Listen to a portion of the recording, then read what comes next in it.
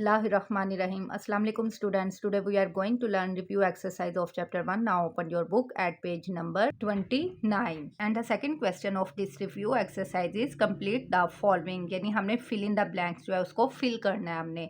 तो ये देखिए फर्स्ट हमारे पास क्या है, मैट्रिक्स है हमारे पास, उसमें तमाम एंट्रीज जो है वो 0 0 है. तो ऐसा मैट्रिक्स जिसकी तमाम एंट्रीज 0 0 हों वो नल मैट्रिक्स होता है या जीरो मैट्रिक्स होता है. तो हम इसे नल मैट्रिक्स या जीरो मैट्रिक्स का नेम दे देंगे.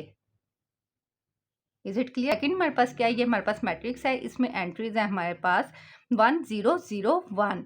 आप ये देखें ऐसा मैट्रिक्स जिसकी डायगोनल एंट्रीज जो है वो हमारे पास 1 1 हो तो वो, और नॉन डायगोनल एंट्रीज जो हैं वो 0 0 हों, तो ऐसा मैट्रिक्स अगर होगा तो उसे हम यूनिट मैट्रिक्स या आइडेंटिटी मैट्रिक्स कहेंगे. अब ये देखें इसकी डायगोनल एंट्रीज जो है वो 1 1 है और नॉन डायगोनल एंट्रीज जो है वो 0 0 है.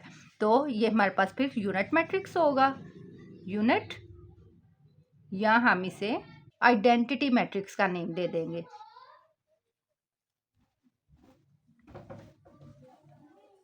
चलें जी, अब थर्ड हमारे पास क्या है, थर्ड हमें उसने बोला कि एडिटिव इन्वर्स हमने फाइंड करना है. हमारे पास ये मैट्रिक्स है, इसका हम एडिटिव इन्वर्स फाइंड करेंगे.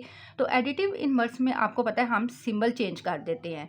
हमारे पास जो सिंबल यानी माइनस से हम मल्टीप्लाई कर देते हैं माइनस के साथ. तो जब माइनस से मल्टीप्लाई करेंगे तो हमारे पास जब ये सिंबल चेंज होंगी, एडिटिव इन्वर्स में हम सिंबल को चेंज करते हैं ना, यानी बाहर माइनस से हम मल्टीप्लाई कर देते हैं.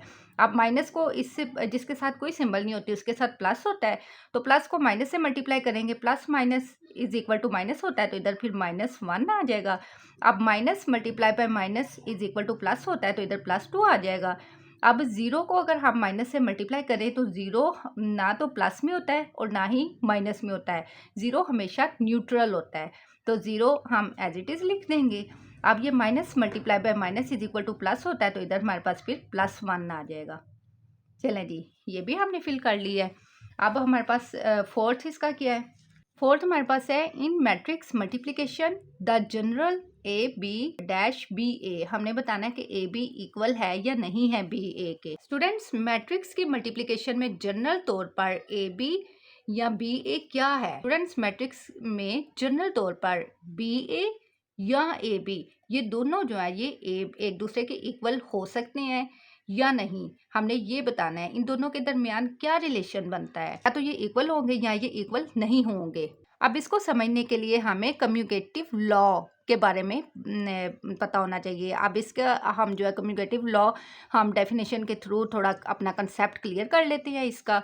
तो हम अब ओपन करते हैं हम पेज नंबर 18. जो कम्यूटेटिव लॉ होते हैं वो सम केसेस में ऐसे होता है कि ये इक्वल भी आ जाते हैं और सम केसेस में ऐसे होता है कि ये नॉट इक्वल होते हैं. तो इसमें क्या है हमारे पास, commutative law under multiplication in matrices does not hold in general if A and B are two matrices then AB not equal to BA. Commutative law होता क्या है? अब कम्यूटेटिव लॉ जो होता है उससे मुराद ये होता है कि अगर के एंड यानी अगर हमारे पास लेट्स सपोज के हमारे पास इधर है 3 मल्टीप्लाई बाय 2, अगर हम इक्वल कर लें 2 मल्टीप्लाई बाय 3, यानी हम अगर 3 को पहले ले आएँ या 2 को बाद में ले जाएं या 2 को पहले ले आएं और 3 को बाद में ले आएं, इससे आंसर में कुछ फ़र्क नहीं पड़ेगा. यानी 3 को हम अगर 2 से मल्टीप्लाई करेंगे 3 2 टाइम्स 6 और इक्वल टू 2 3 टाइम्स 6, यानी इससे कुछ फ़र्क नहीं पड़ा. तो इट्स मीन कि ये हमारे पास ये कम्यूटेटिव लॉ की एग्जांपल है. अब ये कम्यूटेटिव लॉ जो होता है ये, अब हमने ये देखना है कि हमारी ये बात जो है ये ठीक है कि नहीं है. कम्यूटेटिव लॉ में ये ज़रूरी नहीं है कि हमारे पास जो मैट्रिसेस हैं ये इक्वल ही आएँ, इक्वल ही हों एक दूसरे के. सम टाइम ऐसे होता है, जैसे ये देखें हमारे पास इधर लिखा हुआ है commutative law under multiplication is in matrices does not hold in general, यानी जनरल तौर पर ये ज़रूरी नहीं है कि ये होल्ड करेंगे. If A and B are two matrices, अगर ए और बी टू मैट्रिसेस हैं then A B not equal to B A, तो फिर ए बी बी ए के इक्वल नहीं होगा. यही हमारे पास क्वेश्चन में कंडीशन थी.